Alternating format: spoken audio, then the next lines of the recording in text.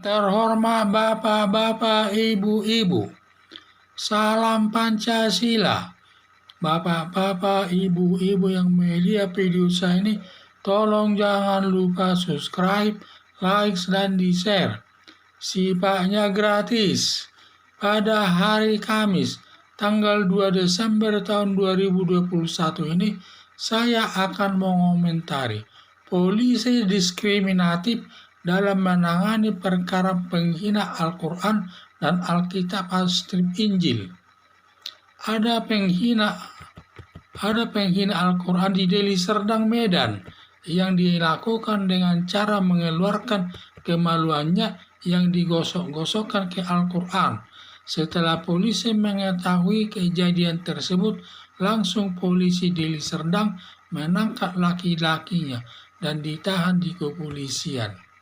Tetapi ada Alkitab seorang ibu diinjak oleh ustadz di daerah Jakarta, dan berita ini sudah viral di YouTube atau media sosial atau dunia maya. Sudah dilaporkan ibu ini kepada pihak yang berwajib, sampai sekarang belum ditangani kepolisian.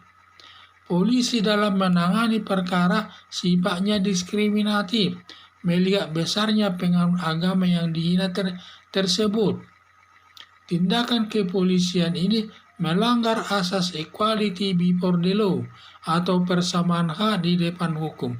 Dalam arti, siapapun melakukan kejahatan, baik dia pejabat tinggi maupun pengusaha besar, tokoh agama, rakyat kecil, harus dihukum sesuai perbuatannya.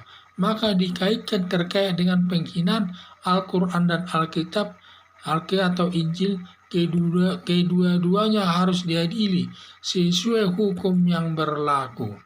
Harapan saya polisi harus adil dalam menangani perkara di bidang agama apapun, terlebih dalam negara Indonesia mengakui 6 agama, yaitu agama Islam, agama Kristen, agama Katolik, agama Hindu, agama Buddha, dan agama Konghucu, yang kedudukannya sama di depan hukum. Maka setiap agama apapun yang dihina harus dihukum polisi. Apakah di agama Islam, agama Kristen, Katolik, Hindu, Buddha, dan Konghucu dihina, harus ditindak oleh polisi. Jangan kalau hanya agama Islam saja, Al-Qur'annya dihina, baru ditangkap pelakunya. Sedangkan penghina agama Kristen, yaitu menginjak-injak Alkitab atau Injil tersebut, tidak diproses sesuai hukum yang berlaku. Ini sama dengan tidak adil. Ini sifatnya polisi diskriminatif bertindak. Pilih-pilih masalah yang dituntut. Kalau Al-Quran ini karena penganutnya orang banyak, maka langsung ditangkap. Tetapi kalau orang Kristen yang sedikit pengaruhnya, tidak langsung ditangkap, seperti dibiarkan saja. Dan sampai sekarang yang menginjak daripada Alkitab tersebut belum ada mendengar bahwa itu sudah diproses oleh kepolisian Jakarta tersebut. Jadi ini sifatnya diskriminatif. Kita tidak boleh bertindak diskriminatif di tengah-tengah masyarakat ini. Kita harus bertindak sesuai dengan aturan hukum yang berlaku. Karena kita sesama bangsa ini, kedudukan kita sama semua di depan hukum. Tidak ada yang lebih dan yang kurang, sama. Kalau perbuatannya sama-sama menghina agama apapun, harus ditindak sesuai dengan hukum yang berlaku, berlandaskan Pancasila sebagai dasar negara Indonesia. Dan kita sudah kesepakatan menyatakan Pancasila sebagai dasar negara Indonesia ini. Makanya setiap agama kalau dilecehkan tidak harus ditindak sesuai hukum yang berlaku. Jangan nanti ada agama tertentu dihina langsung ditangkap polisi. Tetapi kalau ada agama yang lain tidak ditangkap polisi, seperti yang menghina Al-Quran di daerah Medan tersebut di Deli Serdang. Baru diketahui polisi sudah langsung ditangkap. Diduga karena dia Al-Quran ini pengaruhnya semua besar. Ya, mungkin polisi langsung menangkapnya. Tetapi kalau agama Kristen yang di mana Alkitabnya diinjak-injak oleh Ustadz tidak ditangkap, padahal beritanya sudah viral di media sosial, YouTube atau dunia maya. Tetapi tidak bertindak aparat kepolisian tersebut, seakan-akan tidak tahu masalah tersebut. Hal ini tidak boleh ini. Ini polisi di sini bertindak sifatnya diskriminatif, milih-milih masalahnya. Kalau yang menghina Al-Quran itu langsung ditindak karena penganutnya cukup banyak, sehingga polisi pun takut tidak memprosesnya.